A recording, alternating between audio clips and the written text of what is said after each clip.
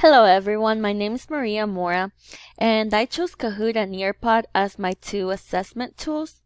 I chose Nearpod because it has a lot of different interactive features that teachers and students can use.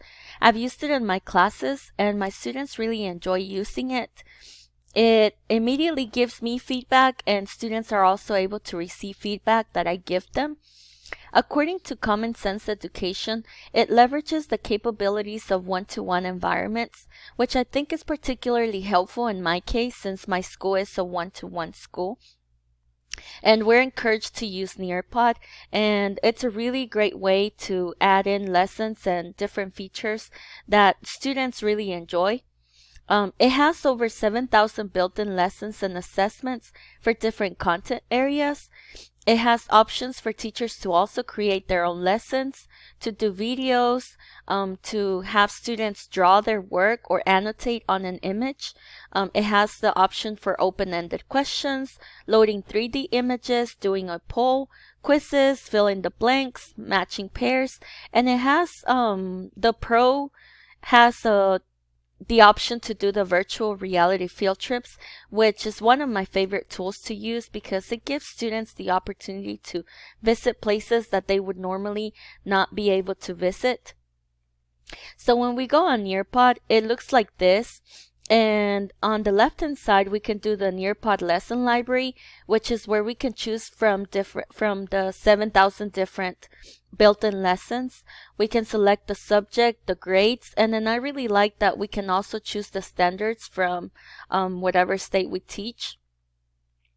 So the other option is that we can create our own lessons. It also has the option to do lessons in Google Slides. I have not used that feature myself. So when we create it, it's kind of like a PowerPoint where we can add slides, and this is where it has the different options to add the content with the field trips and the slideshows, the different URLs to access links or videos, and then the different activities that I talked about in the presentation. So Nearpod benefits the learning of students in different ways. With the virtual reality field trips and all the different features, students can access Nearpod with their devices, their phones. It helps to improve student engagement. I've seen this from when my students use Nearpod, promotes active learning and promotes collaboration opportunities where students can collaborate together on the lessons, or it also has the option to do self-paced. And it supports diverse learners because of all the different features and because that students are able to work through the lessons on their own if we upload them, or it could also be teacher paced depending on what students need. I also chose Kahoot because it's more of like a game-like tool, and it's actually one of my students' favorite tools, if not their favorite, because I think it gives them a chance to compete with each other. I really like the quote from Davis when she stated that she knew Kahoot was the winner when she finished 10 minutes early on the last day of school and her class asked to play SAT vocab. I feel like I can relate to that because in my classes, when I use Kahoot, most of the time I have to do more than two Kahoots. More than one Kahoot, which ends up being two, because the students really like using it. And some of the uses in the classroom is that teachers can also create their own Kahoots. They can look at different Kahoots and use them and adapt them to their classes. It can include videos, multiple choice questions. Students can access it at home or at school. It provides immediate results, and also students are able to receive feedback, and we're also able to give students feedback. So with Kahoot, this is how it looks like, and when we click on discover, that's where we can see a lot of the different lessons and pretty much just search for what we're looking for. We can also create our own or duplicate some of the lessons, and we're able to add in features or add in different questions that we want it to be added. So in here I have, this is my account, and I have like over 20 different Kahoots that I've used, but I adapted some and I've used some from their library.